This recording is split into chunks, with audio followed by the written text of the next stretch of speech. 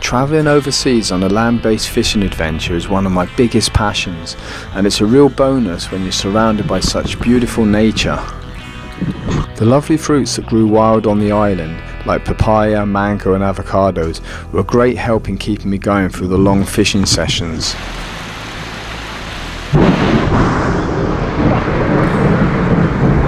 And many afternoons would finish with an impressive thunderstorm, with the rain bringing out the poison arrow frogs. And what with the scorpions I found around the accommodation, I made sure I checked my shoes every morning.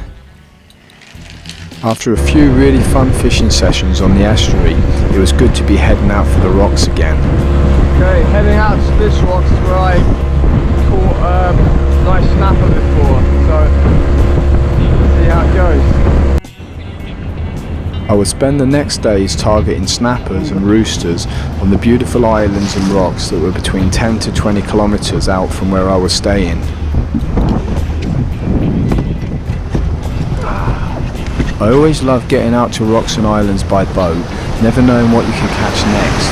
Getting on and off the boat becomes easier with experience, and with the help and good boating skills of my captain Victor, we was able to get into a good routine.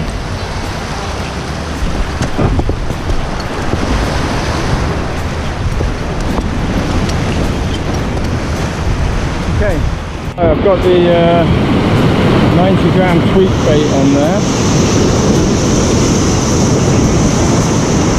Going to give it a few casts into that channel.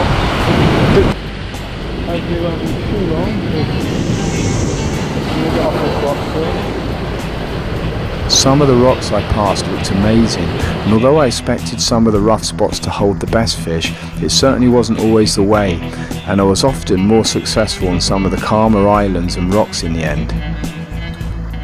The colour of the water was looking good, and it wasn't too long before I hooked a few needlefish and a small snapper. Keep that up.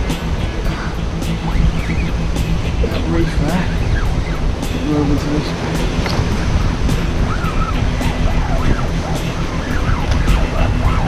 Whoa. That's a nice little snapper, just took the tweak bait there over the rocks, so yeah, happy with that with one. Getting back on the boat was sometimes quite challenging, and we did have a few close calls and a few hairy moments due to the waves and swell. It's a lot.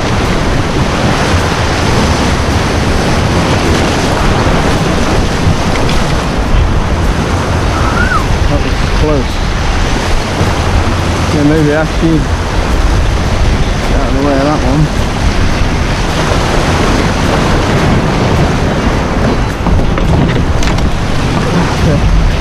I decided to head out next to an island further out where I'd caught some snapper on a previous trip. That was dodgy. On the last trip I caught a snapper right on this spot. I'll give it another go.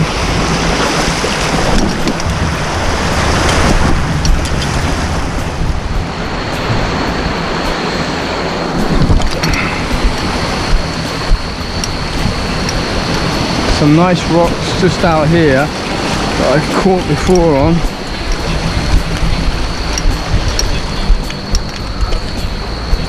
Just along the edge, I'm going to give it a go.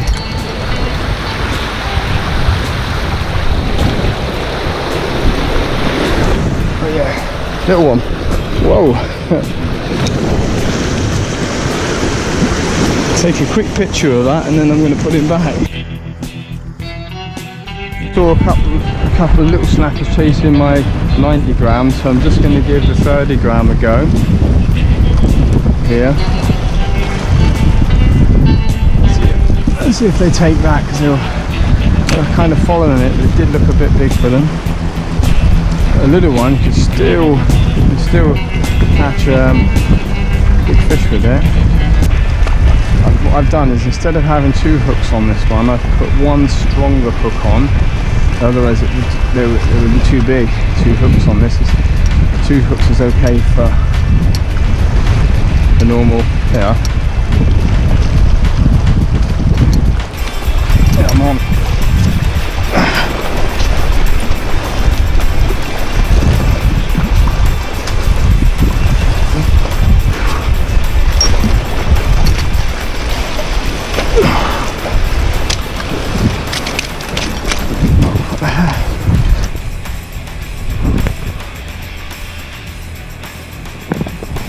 But yeah, I saw some small snappers chasing my bigger tweed bait, so I just put on this 30-gram one to give it a go, and first cast hooked into this beautiful, yeah, pretty pleased with that. Next I headed to another spot, again somewhere I'd had success on my last trip, hooking a nice dorada that unfortunately threw the hook. It was a deep water spot, and with the sea being fairly calm, it looked really good conditions. Just a little bit, I wouldn't say really clear, but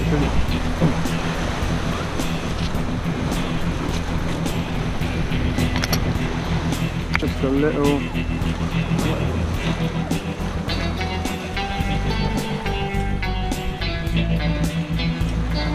Fast. It's a Sierra.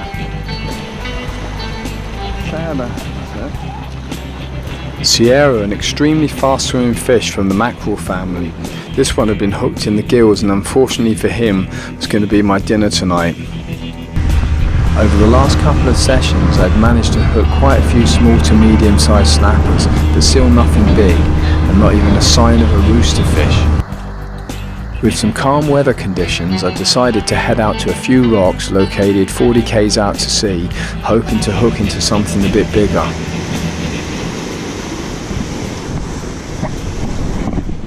On for something.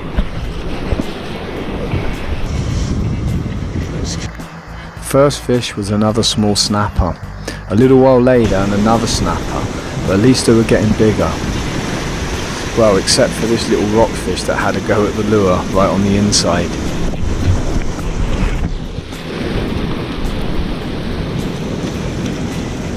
Well,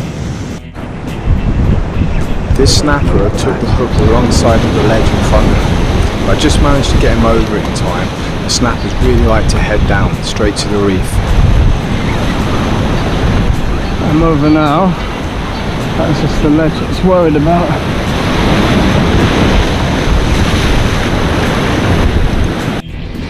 It was a boiling hot day with no wind, but this meant the swell would stay small, which was good being so far out. The watercolour out here was a lovely deep blue with clear water. This was certainly a spot I would be returning to, as you could feel the potential, and on its day you just never know what you could hook.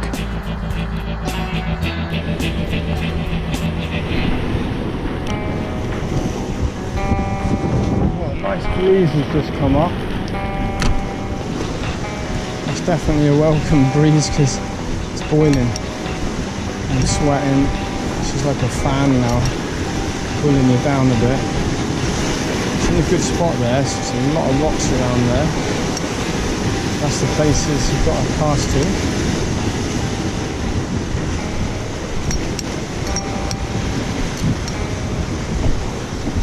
Oh no, a decent one hit it, man. Oh, you can get. It's a blue jack by the looks of it. Excuse me. Just as I took the lure out, it's gonna hit it. Hope he has another go, because he was still trying to go for it. Something else there, I'm sure.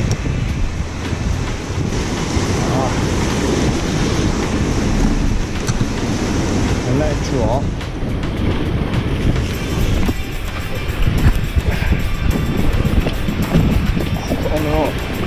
I want to get another one.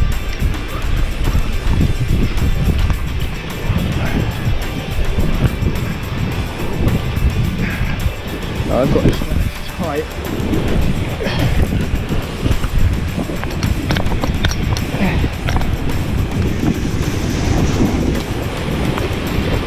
Not that big, but not bad. Nice fish. Blue jacks.